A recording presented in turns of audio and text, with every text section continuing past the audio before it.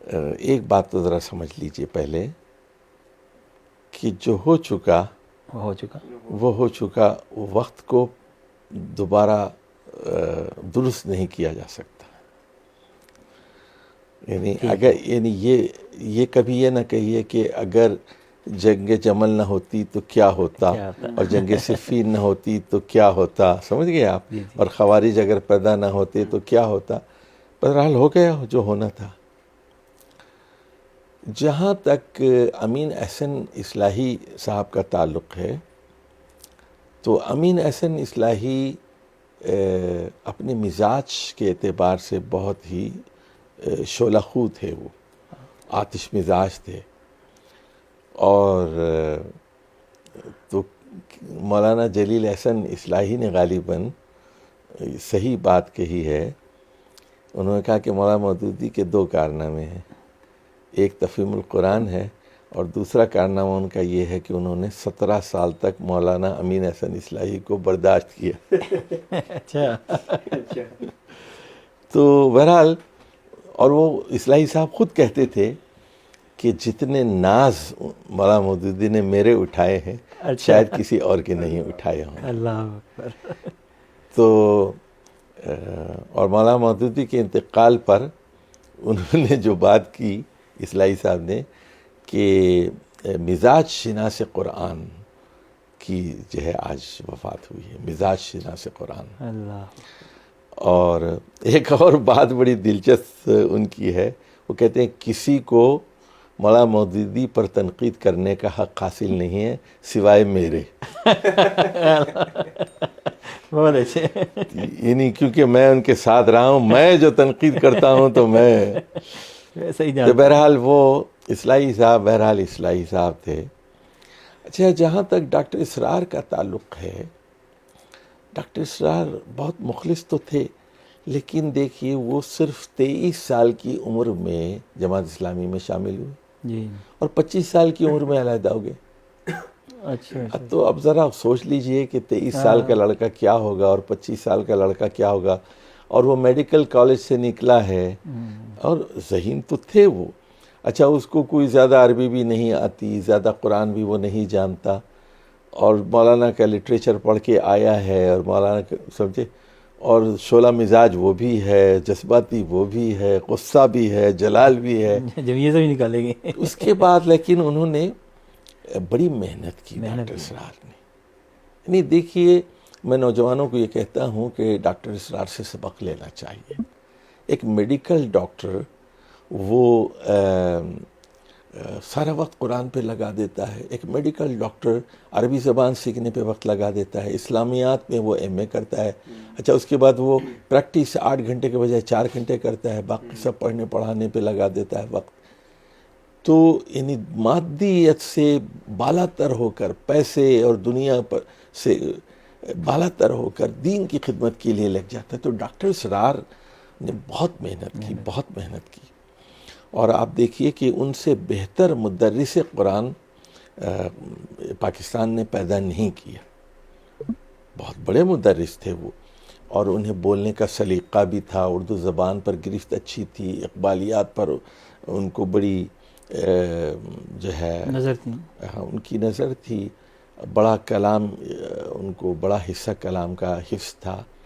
اور اصلاحی صاحب کو بھی انہوں نے تدبر قرآن کو چاٹ لیا تھا، اور تفہیم تو اور مولانا مودودی تو ان پر حاوی تھے. پھر یعنی ان کے اوپر اصل میں کچھ اور لوگوں کے دباؤ بھی رہے، دیوبندیوں کا ان کے اوپر بہت بڑا دباؤ رہا. تو اس سے بھی وہ اچھا، ایک زمانے میں پھر وہ مولانا مودودی کے بڑے سخت مخالف ہو گئے. اور ان کی ایک بڑی عجیب نفسیات ہو گئی تھی کہ جب کوئی آدمی ان سے ملنے کے لیے جاتا تھا نا، تو کوئی اگر مولانا مودودی کے بارے میں ایک جملہ کہہ دیتا نا، تو وہ 2 گھنٹے تک مولانا مودودی پر بولتے تھے. اچھا، کوئی ان کو روک نہیں سکتا تھا.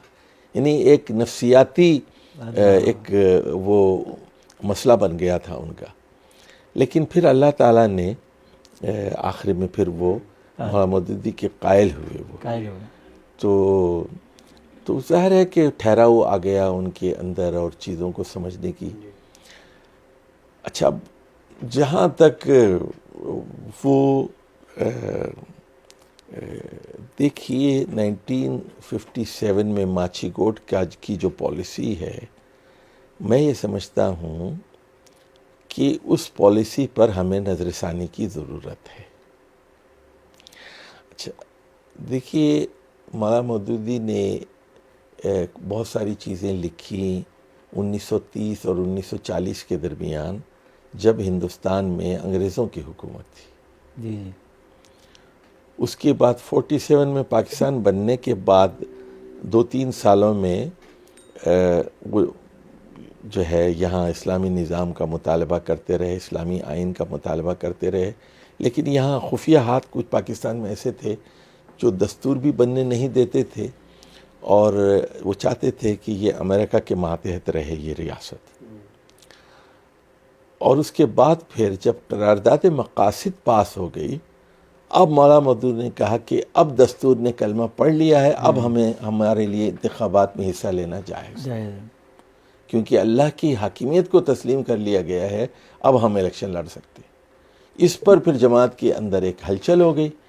مولانا عبدالرحیم اشرف صاحب اور دوسرے جو لوگ تھے، انہوں نے کہا آپ اپنے لکھے ہوئے کے خلاف پالیسی بنا رہے ہیں۔ انہوں نے کہا کہ ہاں، وہ پالیسی میری انڈیا کی تھی اور وہ پاکستان بننے کے بعد پالیسی تھی، اب دستور نے کلمہ پڑھ لیا ہے، اب ہمارے لیے انتخابات میں حصہ لینا جائز ہے۔ تو میں نے اپنی پالیسی بدلی ہے نئے حالات کے تحت۔ تو شاید اگر مولانا مودودی مزید زندہ رہتے تو اپنی پالیسی پر نظر ثانی کرتے، کیونکہ وہ مجتہد تھے، یعنی وہ لکیر کے فقیر نہیں تھے کہ ایک پالیسی بنا دی، ایک اسٹریٹجی ہے، ایک حکمت عملی ہے، تو وہ حکمت عملی تبدیل بھی ہو سکتی ہے۔ لیکن یہ بات مت فراموش کیجئے کہ پاکستان پر ایوب خان کا آسیب آج تک طاری ہے۔ تو یہ ایوب خانی بھوت سے پاکستان نہیں نکلا، ایوب خانی آسیب یعنی ایوب خانی وائرس جو ہے وہ 1947 سے ہے، جب وہ بریگیڈیئر تھے اور فیلڈ مارشل بننے تک، اور اس کی مختلف صورتیں ہم نے ضیاء صاحب کے زمانے میں اور پرویز مشرف کے زمانے میں ہم نے دیکھی، اور آج بھی کسی نہ کسی عالم میں کسی نہ کسی صورت میں وہ آسیب ہم دیکھ رہے ہیں۔ تو تحریک اسلامی کو اور تمام اسلامی جماعتوں کو بیٹھ کر یہ سوچنا چاہیے کہ اس آسیب سے ہم کیسے نکل سکتے ہیں، یعنی اس بھوت نے ہم کو جکڑا ہوا ہے، اور یہ پورے پاکستان کو جکڑا ہوا ہے، تو اور خود فوج کو بھی اور سارے اداروں کو بھی جکڑا ہوا ہے۔ تو یہ اس آسیب سے باہر نکلنے کے لیے، اچھا اب اس میں ایک بات ذرا سمجھ لیجئے، ہمارے فیضان بھائی نے بھی اس طرف پوچھا تھا کہ ہمارا جو دشمن ہے وہ اچھی طرح جانتا ہے، یعنی جیسے میں نے کہا نا کہ ہمیں کیسے تقسیم کرنا ہے۔ اب دیکھیے پاکستان میں آپ کو پتہ ہے کہ امریکن ایمبیسی کا اسٹاف کتنا ہے، ذرا آپ نیٹ پہ جا کے چیک کر لیجئے۔ اچھا ان کے یہاں کتنے آلات نصب ہیں سفارت خانے کے اندر، اور کتنی بلڈنگز ہیں ان کی۔ اچھا اتنا سارا اسٹاف یہاں کیا کر رہا ہے؟ اچھا یہاں پر امریکن وہ جو اسٹاف ہے، کتنے لوگ اردو زبان جانتے ہیں، کتنے لوگ اردو سمجھتے ہیں، پنجابی سمجھتے ہیں؟ اچھا ان میں ایسے لوگ بھی موجود ہیں جو سندھی اور بلوچی جانتے ہیں، پشتو جانتے ہیں ان کی۔ تو یہ ظاہر ہے کہ دوسرے ملکوں پہ حکومت کرنے کے لیے کئی چیزوں کا ہونا ضروری ہے نا۔ تو ظاہر ہے کہ وہ ایسے حکومت نہیں کر رہے ہیں ریموٹ، یہاں بیٹھے ہوئے ہیں، وہ ان کا بہت بڑا اسٹاف ہے ان کے پاس یہاں۔ اچھا دیکھیے وہ ہر پارٹی کے ہر اسٹیٹمنٹ کو روزانہ نوٹ کرتے ہیں، ہر آدمی کی فائل ہے ان کے پاس۔ فضل الرحمان کی ہے، فضل الرحمان کی پارٹی ہے فرض کیجئے، تو ان کی پارٹی میں فرض کیجئے 15 بڑے لوگ ہیں، ہر آدمی کی فائل بنی ہوئی ہے ان کے پاس کہ 11 جنوری کو کیا بیان تھا، 12 جنوری کو کیا تھا، فروری میں، مارچ میں، وہ ساری چیزیں وہ ویڈیوز اور نیوز وغیرہ بنا کے وہ رکھتے ہیں، اور ایک آدمی موجود ہوتا ہے، وہ پوری فائل دیکھ کے جب کو ملاقات کرتے ہیں ان سے پوری ہسٹری ان کے سامنے ہوتی ہے. اچھا آپ نے یہ کہا تھا، آپ نے یہ کہا تھا، آپ نے یہ بیان دیا تھا، آپ نے یہ، ان کے سامنے نقشہ ہوتا ہے. تو جب آپ اپنے دشمن سے پوری طرح واقف ہوں تو ان کو لڑانا بھی آپ کے لیے بہت آسان ہوتا ہے. اچھا جی آپ کو تو وہ صاحب کہہ رہے تھے کہ آپ تو مسلمان نہیں ہیں، وہ صاحب تو کہہ رہے تھے کہ آپ کافر ہیں، وہ صاحب تو کہہ رہے ہیں آپ کے پیچھے نماز نہیں ہوتی. تو یہ ساری چیزیں ان کو معلوم ہوتی ہیں. اچھا اسی طرح یعنی نواز شریف ہوں، شہباز شریف ہوں، اور ان کے جو 20-25 بڑے لوگ ہیں، ہر ایک کی ان کے پاس فائل ہوتی ہے. ان کے پاس یہی حال پیپلز پارٹی کا، یہی ANP کا ہے. تو ہمارا دشمن ہماری کمزوریوں سے، ہمارے اختلافات سے پوری طرح واقف ہے.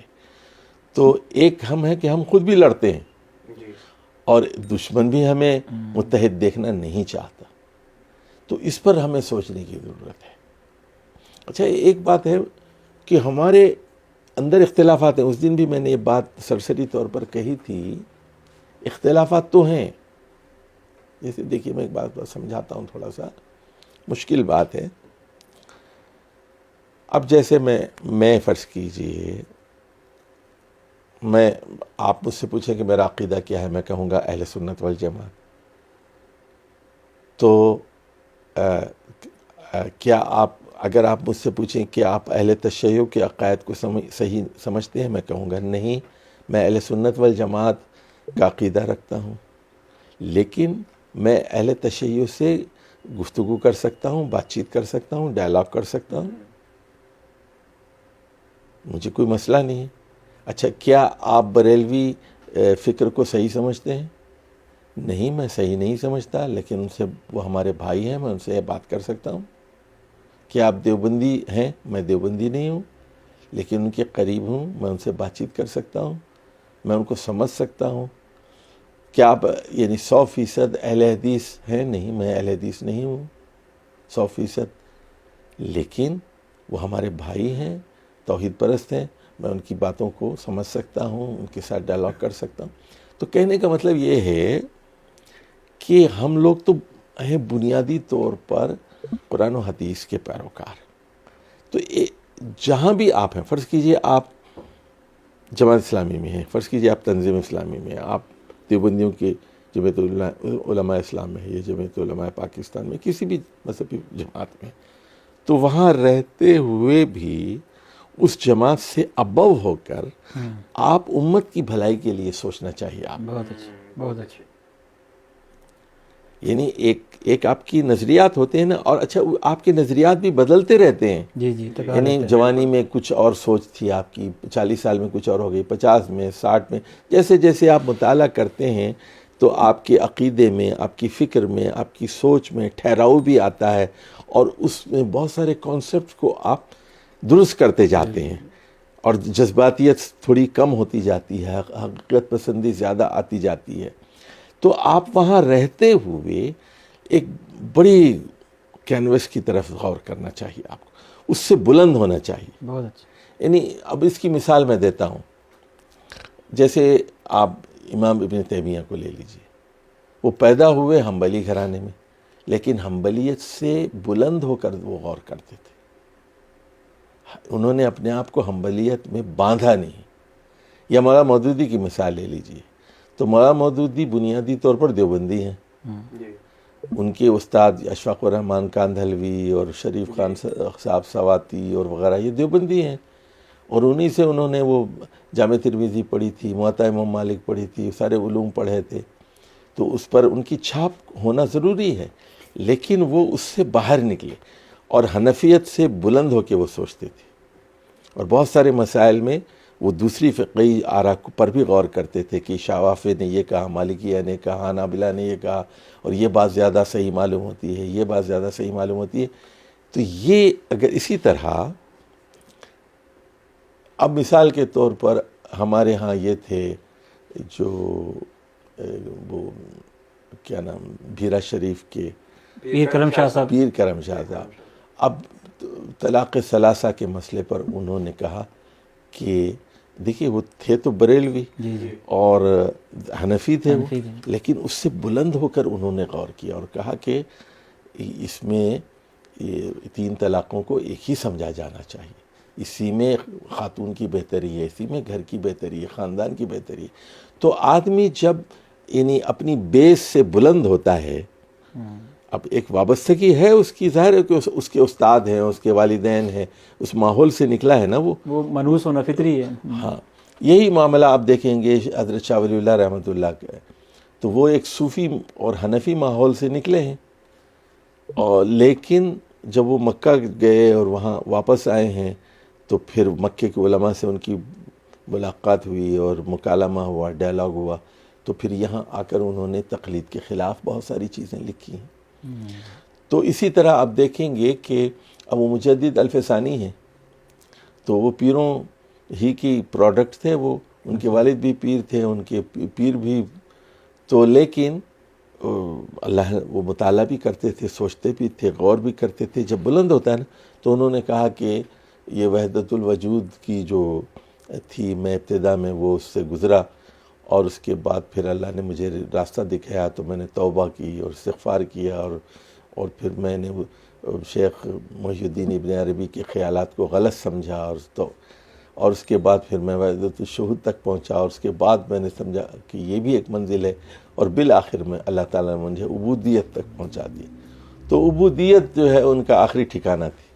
اچھا، تو میں کہنے کا مطلب یہ ہے کہ جب آدمی مطالعہ کرتا ہے، ایک علمی سفر سے گزرتا ہے یا ذہنی سفر سے گزرتا ہے، تو اس کے اندر مختلف مدارج آتے ہیں، مختلف مراحل آتے ہیں۔ تو یعنی امت کے بارے میں سوچنا چاہیے، یعنی مطلب آپ اس سے تھوڑا سا بلند ہو کر، اپنے فرقے سے، اپنے گروہ سے بلند ہو کر آپ کو سوچنا چاہیے۔